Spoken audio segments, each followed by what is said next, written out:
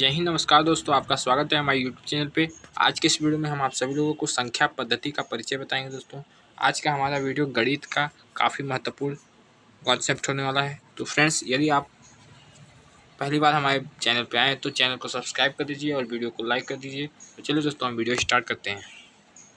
संख्या पद्धति दोस्तों, पहले देखिए संख्या पद्धति क्या होता है, इसके बारे में जानते हैं। दोस्तों, संख्या पद्धति में विभिन्न प्रकार के संख्याओं एवं उनके मध्य संबंधों व नियमों का क्रमबद्ध अध्ययन किया जाता है।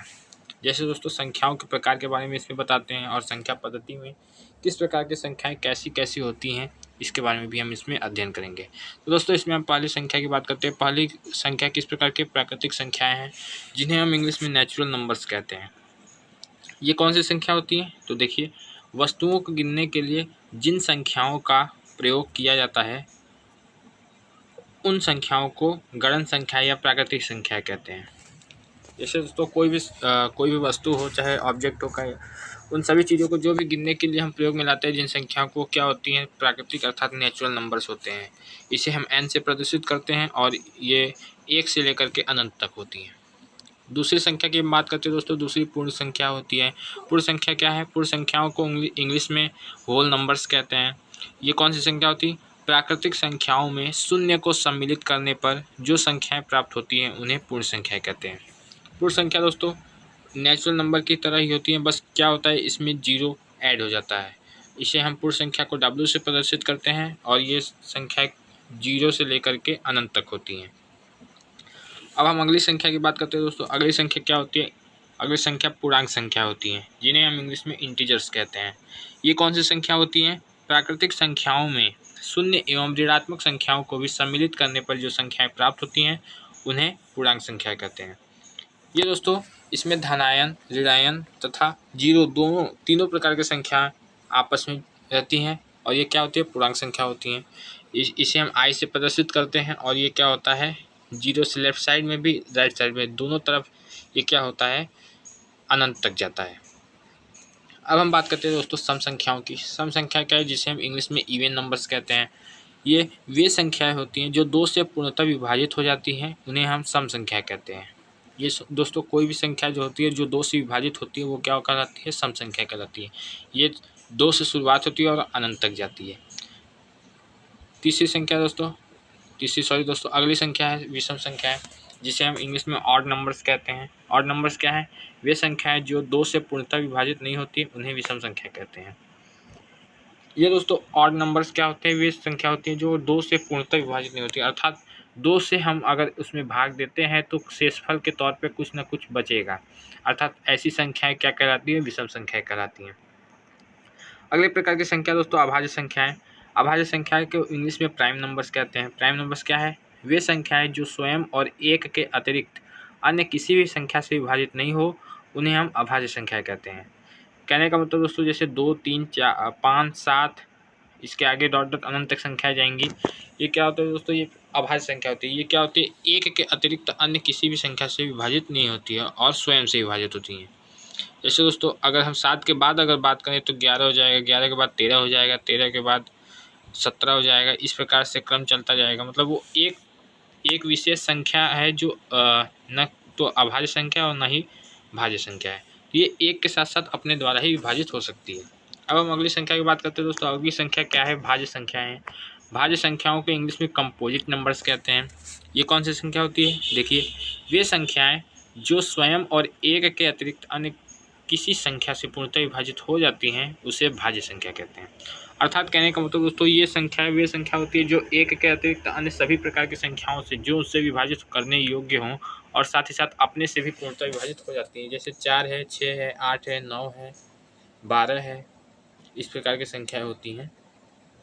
क्या कहलाती है? भाज्य संख्या कहलाती है। अब दोस्तों अगली संख्या की बात करें। अगली संख्या क्या है? वास्तविक संख्या है। वास्तविक संख्या क्या है? जिसे हम इंग्लिश में रियल नंबर्स कहते हैं। वे नंबर्स जो, अर्थात दोस्तों वे संख्याएं जो या तो परिमेय हैं या अपरिमेय हैं, वास्तविक संख्या कहलाती हैं। जैसे दोस्तों, वास्तविक संख्या में, रियल नंबर्स में वे संख्या आती है जो परिमेय है और अपरिमेय दोनों संख्याएं क्या कहलाती है? वास्तविक संख्या कहलाती हैं। जैसे 8, 6, 2 डॉट डॉट ऐसे अनंत तक जाएगा दोस्तों, क्योंकि दोस्तों आप परिमेय संख्या के बारे में सुने होंगे और जानते भी होंगे। आगे हम परिमेय संख्या की ही बात करेंगे। तो चलिए देखते हैं अगली संख्या परिमेय संख्याएं, जिसे इंग्लिश में रेशनल नंबर्स कहते हैं। वे संख्या जिन्हें p बटा q के रूप में लिखा जा सके परिमेय संख्याएं कहलाती हैं, जहां p और q दोनों पूर्णांक हो लेकिन q कभी शून्य ना हो। जैसे दोस्तों 1/2, 3/4, 7/12, 8 -6, 1/7 आदि क्या है दोस्तों, ये परिमेय संख्या है। और सभी प्रकार की संख्या क्या होती हैं, परिमेय संख्या होती है, जब उसके अंश हर में 0 ना हो। अब देखिए दोस्तों अगली बात करते हैं अपरिमेय संख्या। अपरिमेय संख्याएं कौन सी होती हैं, जिसे हम इंग्लिश में इरेशनल नंबर कहते हैं। वे संख्याएं जिन्हें p बटा q के रूप में न लिखा जा सके अपरिमेय संख्याएं कहलाती हैं, जहां p और q दोनों पूर्णांक हो लेकिन q कभी शून्य ना हो। जैसे दोस्तों क्या होता है, अंडर रूट में 2, अंडर रूट में 5, अंडर रूट में 7, इनका क्या कोई मान निश्चित मान नहीं निकलता है, अतः हम कह सकते हैं ये क्या है, अपरिमेय संख्या होती है। 2 + √2 इस प्रकार की संख्या क्या कहलाती है दोस्तों, अपरिमेय संख्या कहलाती हैं। अगली संख्या की हम बात करें दोस्तों, अगली संख्या है सह अभाज्य संख्याएं, जिसे हम इंग्लिश में को प्राइम नंबर्स कहते हैं। ऐसी संख्याओं के जोड़ जिनके गुणनखंडों में एक के अतिरिक्त कोई भी उभयनिष्ठ गुणनखंड न हो उन्हें सह अभाज्य संख्या कहते हैं। दोस्तों ये ऐसी संख्या होती है जिनके गुणनखंड में क्या होता है, एक के अतिरिक्त कोई भी उभयनिष्ठ अर्थात एक की तरह मतलब दोनों एक जैसे गुणनखंड ना हो, उन्हें क्या कहते हैं, सह अभाज्य संख्या कहते हैं। जैसे 16, 21 में एक के अतिरिक्त अन्य कोई उभयनिष्ठ गुणनखंड नहीं है। अब हम अगली संख्या की बात करें दोस्तों, अगली संख्या क्या है, युग्म अभाज्य संख्या है। युग्म अभाज्य संख्या क्या है दोस्तों, ऐसी अभाज्य संख्या जिनके बीच का अंतर 2 हो और युग्म अभाज्य संख्याएं कहलाती हैं। क्या कहलाती है दोस्तों, ऐसी संख्याएं जिनके बीच का अंतर 2 हो, अर्थात जैसे दोस्तों 11, 13, ऐसे हम कह सकते हैं 17, 19, इस प्रकार की संख्या क्या होती हैं, युग्म अभाज्य संख्या होती हैं। अब देखिए दोस्तों हम अगले कॉन्सेप्ट की बात करें। अगला कॉन्सेप्ट क्या है हमारा, संख्या का स्थानीय मान और फेस वैल्यू। इसे हम इंग्लिश में face value and place value of the digit कहते हैं दोस्तों। इसका हम आपको बताते हैं। देखिए स्थानीय मान क्या होता है, प्लेस वैल्यू। किसी दी हुई संख्या का स्थानीय मान निकालने के लिए सर्वप्रथम यह देखते हैं कि वह संख्या इकाई, दहाई, सैकड़ा, हजार, 10,000, लाख आदि में किस स्थान पर स्थित है। इसके बाद किसी अंक का स्थानीय मान निकालने के लिए उस स्थान से दाएं ओर तक के पूरे मान से उस अंक को गुणा करके प्राप्त करते हैं। जैसे उदाहरण में दोस्तों है 382 की प्रत्येक संख्या का स्थानीय मान ज्ञात करें, तो 2 का स्थानीय मान क्या हो जाएगा, 2 × 1, ये इकाई के स्थान पे 2 है। 8 का स्थानीय मान क्या हो जाएगा, 8 × 10, क्योंकि 8 क्या है, दहाई के स्थान पे है। और 3 का स्थानीय मान हो जाएगा 3 × 100 अर्थात 300। ये क्या हो जाएगा दोस्तों, सभी संख्याओं का स्थानीय मान हो जाएगा। अब हम अगला बात करते हैं दोस्तों जातीय मान की, जिसे हम फेस वैल्यू कहते हैं।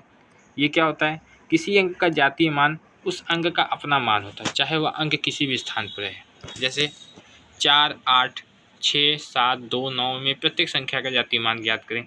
तो दोस्तों इसके क्या है, 4, 8, 6, 7, 2, 9 में 8 का जातीय मान 8 है, 7 का जातीय मान 7 है, 6 का जातीय मान 6 है और इसी तरह 4 का जातीय मान 4 है। इसमें दोस्तों प्रत्येक संख्या जिस भी स्थान पर होती है वही उनका क्या हो जाता है, जातीय मान हो जाता है। अब दोस्तों बात करते हैं संख्याओं के विभाज्यता का नियम के बारे में, जिसे हम दोस्तों इंग्लिश में डिविजिबिलिटी रूल कहते हैं। ये क्या है दोस्तों, इसमें चलिए देखते हैं। एक से विभाज्यता नियम, ये एक से सभी संख्याएं विभाजित होती हैं। ये क्या होता है, संख्याओं की विभाज्यता का नियम का पहला नियम है कि एक से विभाज्यता का नियम क्या है दोस्तों, एक से सभी संख्या क्या होती है, विभाजित होती हैं। जैसे 1, 2, 3, 4, 5, 6, 7, 8, 99 आदि क्या है दोस्तों, ये आपके एक से विभाजित संख्याएं होती हैं।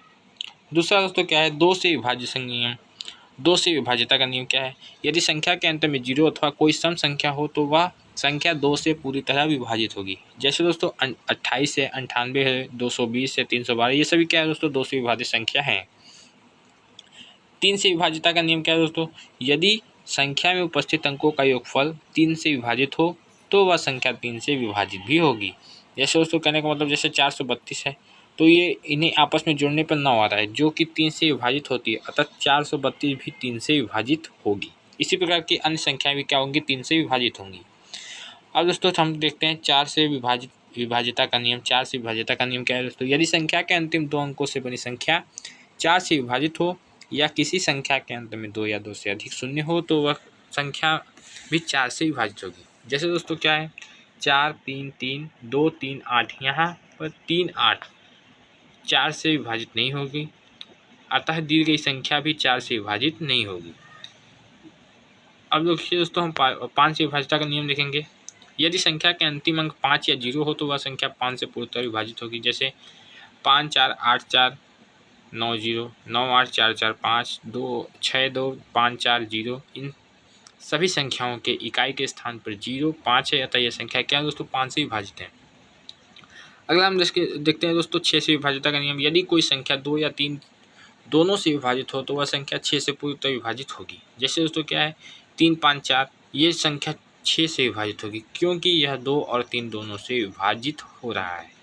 सातवां दोस्तों, सातवां क्या है 7 से विभाजितता का नियम। यदि किसी संख्या के इकाई के अंक का 2 गुना करके बाकी के अंकों से घटाने पर प्राप्त संख्या 7 से दोनों से विभाजित हो जाए तो वह पूरी संख्या 7 से विभाजित होगी। जैसे दोस्तों क्या है 6 4 4 7, 6447 बराबर हम कैसे लिख सकते हैं 6 4 4 माइनस 7 गुणे 2 बराबर क्या हो जाएगा 644 माइनस 14 क्या हो जाएगा दोस्तों 630 हो जाएगा, जो कि 7 से विभाजित होती है। अतः दी गई संख्या भी 7 से विभाजित होगी।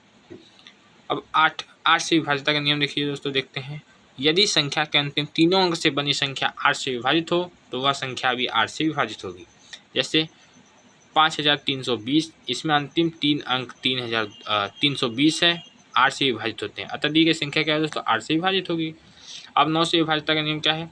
यदि संख्या में उपस्थित अंकों का योगफल 9 से विभाजित हो तो वह संख्या 9 से पूर्णतः विभाजित होगी। जैसे 5634 और 5 + 6 + 3 + 4 बराबर 18, जो कि 9 से विभाजित है। अतः 5634 भी क्या है 9 से विभाजित होगी। अब देखिए दोस्तों, हम देखते हैं 10 से विभाजितता का नियम। यदि किसी संख्या जिसके अंत में 0 हो वह संख्या 10 से विभाजित होगी। जैसे 5630 1000100 आदि क्या है ये 10 से विभाजित हैं। अब अगला देखिए दोस्तों, हम देखते हैं 11 से विभाजितता का नियम। संख्या के सम स्थान के अंकों के योग से विषम स्थान के अंकों के योग का अंतर यदि 0 हो तो दी गई संख्या 11 से पूर्णतः विभाजित होगी। संख्या देखिए दोस्तों 4 8 3 2 7 1 8 क्या है दोस्तों 11 से विभाजित, क्योंकि विषम स्थानों पर अंकों का योग सभी सम स्थानों के अंकों का योग बराबर क्या होगा 0,11 है, जो कि दोस्तों 8 + 7 + 3 + 4 -1 + 2 + 8 बराबर 11, जो कि दोस्तों 11 से विभाज्य है। अब दोस्तों भाग भाज्य भाजक भागफल और शेषफल क्या है दोस्तों। भाग की प्रक्रिया में जिस संख्या में भाग दिया जाता है उसे भाग कहते हैं, जिस संख्या से भाग दिया जाता है उसे भाजक कहते हैं और उत्तर को भागफल कहते हैं, जो बच जाता है उसे शेषफल कहते हैं। तो दोस्तों इन्हीं सारे टॉपिकों पर हम आपको बोर्ड पे सभी प्रकार के क्वेश्चन करके समझाएंगे।